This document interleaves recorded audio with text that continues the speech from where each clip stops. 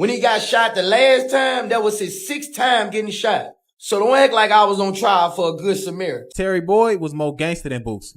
Terry Boyd was really finna knock Boosie off. That's why Boosie had to get him gone. Boosie was really scared of Terry Boyd, for real, for real. If we're keeping it a buck, we could get into some real history. Baton Rouge was calm that night, too calm. October 20th, 2009 rolled in quiet, but that stillness was about to get shattered. Terry Boyd had just walked free after doing time. At 35, he was trying to piece his life back together, staying under his sister's roof on Vermilion Drive, a simple home in a neighborhood that usually stayed out of trouble. You see, Terry Boyd was finna knock off Boosie because Boosie was beating on his sister, which is the baby mama of the little girl. Inside, Terry was with family, laying low, just keeping to himself. No music, no arguments, no crowd. Just a man fresh out of prison, stretched out on the couch under a slow-spinning ceiling fan. His body told the story of his past. 15 old bullet scars and another slug still buried deep inside. But that night came with no warning. No footsteps outside, no words, no face-to-face. Then, just a flicker of the porch light, the shift of a curtain, and a perfect view from the yard straight to where he sat. Around 1 a.m., shots tore through the window without mercy. By 1:30 a.m. on October 21st, police were on the scene, and what they stepped into was chaos. The window was blown out, shards of glass scattered across the floor, shell casings littering the grass outside. You guys have one kid together or two? One. You prided yourself with giving all your kids a new car when they turned, 16? Yeah. Terry lay lifeless on the same couch he'd been sitting on all night. The killer never entered the house. They didn't need to. Detectives later confirmed at least 6 rounds from a 9mm, close range, quick and calculated. No break-in, no fight, no chance for words. This was a hit. Officers swept the yard with flashlights, the shell casings catching the moonlight like little silver teeth.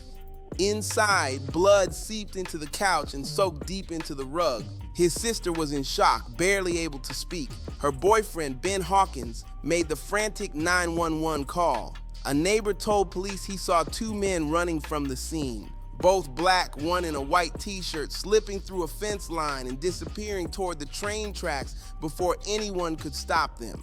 He did what he was supposed to do, because Terry Boyd definitely's finna get Lil Boosie out of here. Pittman, he a rat. He told on Marlo Mike, got 20 years, knocked off his prison sentence. But he ain't tell on Boosie though. That's why Boosie went free. So he told on Marlo Mike and Ghost when it took Lil Terry Boyd up out of here. Pittman was the driver though, you know what I'm saying?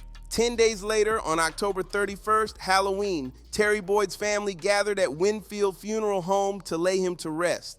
There were no costumes, no laughter, only grief. Friends, family, and old faces from the past filled the pews, some seeing Terry for the first time since he'd been locked up. No cameras, no headlines, just a quiet goodbye. But that was about to change. From the second Boyd's body hit the floor, whispers hit the streets. No arrests, no charges, but rumors were already pointing fingers. Some said a jailhouse informant named Lee Lucas had sent word to rapper Lil Boosie that Boyd was plotting to jack and slap him, street talk for robbing and humiliating. How many times did you shoot him? Marlo Mike. About 3 or 4. Howard. Who gave you money? Marlo Mike. Boosie. Howard. How much? Marlo Mike. $2,800. Prosecutors would later claim that was all it took. Others told a different story, pointing to Michael Ghost Judson, a man Boyd had allegedly robbed. Judson wasn't one to forgive, but before revenge could play out, Judson himself was killed. Still, the whispers grew, especially when a teenager named Marlo Mike stepped into the picture. Michael Louding, thin, quiet, always in the background, was painted by police as more than just another kid with a gun. Let me run it again. He was a convicted child.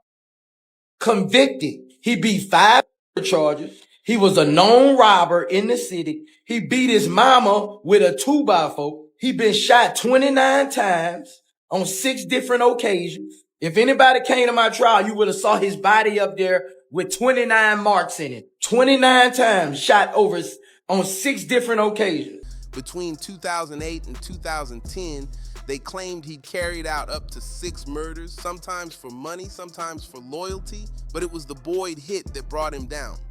In May 2010, Louding was picked up and interrogated for hours. No lawyer, no parent. Bit by bit, he talked himself into a corner until he confessed. All new tonight from Baton Rouge, a prosecutor says rapper Lil Boosie hired a hitman to kill another man. He told police he fired the shots into Boyd's house and then dropped the bombshell. Lil Boosie paid him $2,800 to do it. Prosecutors said they now had their case. When Boosie, real name Torrance Hatch, went on trial, Baton Rouge was buzzing. Marlo Mike's taped confession claimed Boosie personally handed him the money. But in court, Louding flipped his story, saying it was all a lie, told under police pressure with threats to lock up his mom and stepdad.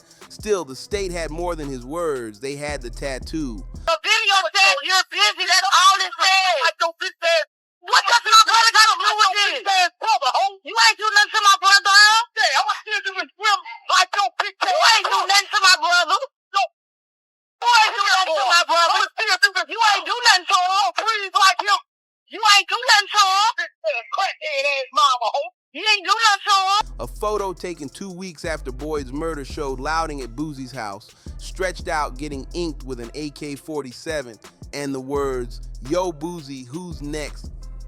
And they had the music. On the very night Boyd was killed, Boosie had been in his home studio recording a track called 187, California's penal code for homicide. The lyrics mentioned a gray Monte Carlo, the same car Boyd drove, and even a line that prosecutors claimed sounded like a cash for kill order. Yo Marlo, he drive a Monte Carlo, I want him gone today, here go 2K. Hours after that track was recorded, Boyd was dead. Soon after, Boosie dropped another track, Body Bag, with chilling imagery of brains on the wall and Rockabye Baby. I mean that, yeah. Told this nigga coward, nigga. Couple years later, I caught him charged for my baby mama, brother. Lay down. Prosecutors told the jury this wasn't art, it was a confession. Boosie insisted it was just music. They also played a recorded phone call between Boosie and the mother of one of his children, in which he made vague threats and references to the head of Terry Boyd. The defense didn't call a single witness, arguing the state hadn't proven its case. And on May 11th, after 9 tense days, the jury returned, not guilty.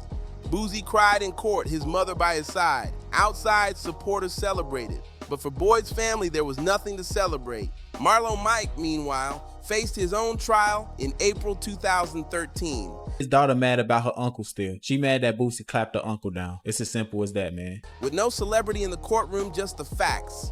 His taped confession, the ballistics, the tattoo, the jury found him guilty of first-degree murder. Judge Trudy White called him a cold-blooded hitman and sentenced him to life in prison without parole.